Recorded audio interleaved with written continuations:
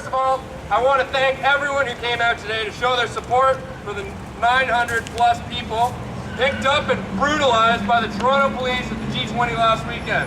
The vast majority of the people detained, arrested, and sent to Guantanamo Bay were peaceful protesters caught in the wrong place at the wrong time. Shame!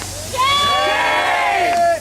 Many others were not protesters at all, but completely unsuspecting citizens of Toronto trapped up in the violent chaos of arbitrary and indiscriminate arrests that best characterized that weekend. Others were singled out and targeted for arrests under a cover of chaos, fear, and panic confusion because of their effective, persistent, and articulate calls to resist the onslaught of global misery that the G20 and its sick policies represent. As an anarchist, far too many conversations I've had since the events of Saturday have centered around one question. What do I think of the Black Bloc and the havoc they wreak upon the streets of Toronto? As if the smashing of some windows justified $1.2 billion spent on security, and the complete abandonment of hundreds of completely innocent people's basic human rights. Shame! Shame! As if I'm supposed to somehow apologize for the scenes of burning cop cars made possible by the complete ineptitude or active collusion of the integrated security unit. This is what a police state looks like. We only have a democracy in Canada because we keep fighting for it and we keep struggling for it. Canada offered asylum against oppression, we thought. We are with those arrested in Toronto, with those who protested, and with those around the world who continue to fight for our collective liberation. Free the Toronto 900. Release that we approved and wrote. The Latin American Canadian Solidarity Association, La Casa, wishes to forcefully denounce the police brutality that led to the detention of almost 1,000 of our brothers and sisters in the streets of Toronto last weekend during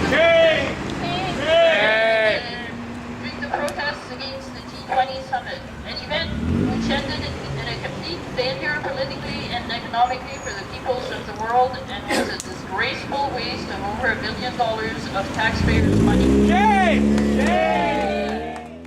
For many of us, it brought back memories of the dark days of dictatorships and state terrorism. This is not the Canada that offered us asylum from oppression. I am really, really angry tonight. Yeah. I am here for a lot of reasons, and I have a lot to say. But the thing that I want to say tonight is that I am standing here with my sisters who were detained by the police in Toronto over the last few days. With my sisters who were subject to extreme conditions, who were forced into cells, who were forced to strip search in front of male police officers. This is not acceptable in my country. Do you hear me? It is not acceptable. I will not stand for a country that allows its police officers to sexually violate its citizens. And I will stand specifically with Amy Miller. She is a journalist in Toronto and she has come out publicly. She has been brave enough, and I want to read to you what she has said.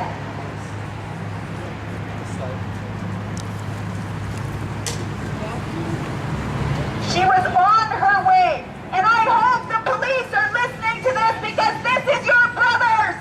This is your brothers committing these crimes! She was on her way to cover jail solidarity action. She was stopped and detained for 13 hours. She was put in a cell with 25 other women. She was told many statements and I quote, that I find repulsive and threatening by the police. She was told she was going to be raped. She was told she was going to be gangbanged. She